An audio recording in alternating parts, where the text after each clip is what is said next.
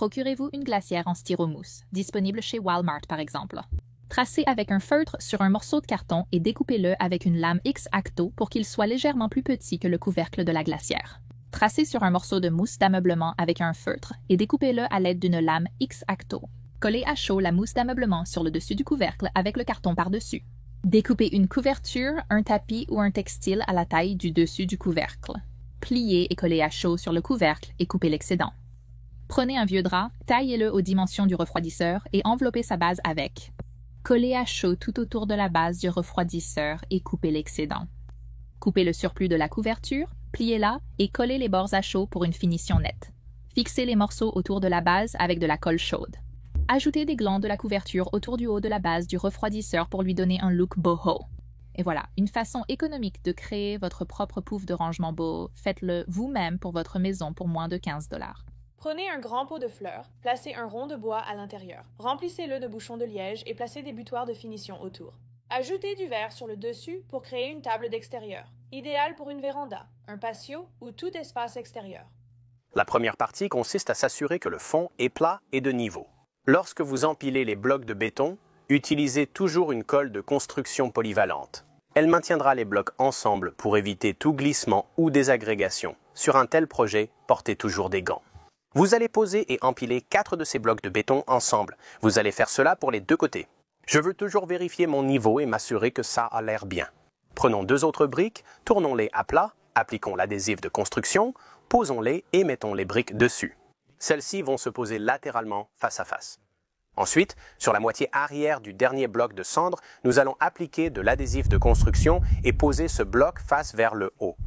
Avec nos 7 blocs de cendre de chaque côté, la prochaine étape est de mettre le bois dedans. Voici notre projet final. Je pense que ça a bien tourné. Je l'ai construit pour moins de 60 $. Pour débuter, je vais prendre une caisse en bois et la peindre généreusement. Ici, j'utilise le dessus d'un bureau que je n'utilise plus. Je vais prendre ma caisse peinte, la retourner et percer quelques trous pour y ajouter des vis. Choisissez des vis qui ne traversent pas complètement la table, mais assez longues pour bien la fixer. Puis nous la retournons simplement et nous avons cette table basse qui va offrir une excellente assise au sol pour la rendre encore plus confortable. J'ajoute quelques coussins au sol, c'est vraiment un excellent espace de conversation. Pour savourer une boisson ou quelques collations ou même un repas, ajoutez de la verdure et un éclairage doux et cela fait le coin salon extérieur parfait. Prenez une vieille porte de votre friperie locale. Placez-la sur 2 tréteaux. Enlevez les charnières et poncez jusqu'à ce que ce soit lisse. Soufflez la poussière et appliquez une couche d'après. Après l'après, ajoutez la couleur de peinture souhaitée. Nous avons choisi le blanc frais, mais vous pouvez opter pour n'importe quelle teinte. Peignez aussi les tréteaux. Une fois sec, enlevez minutieusement le verre avec un marteau, une pince et un équipement de protection. Ensuite, fixez la porte au tréteau et scellez la peinture. La mini-fenêtre retirée nous a permis de placer parfaitement notre parapluie à l'intérieur. Vous disposez maintenant d'une superbe table de pique-nique pour vos fêtes estivales.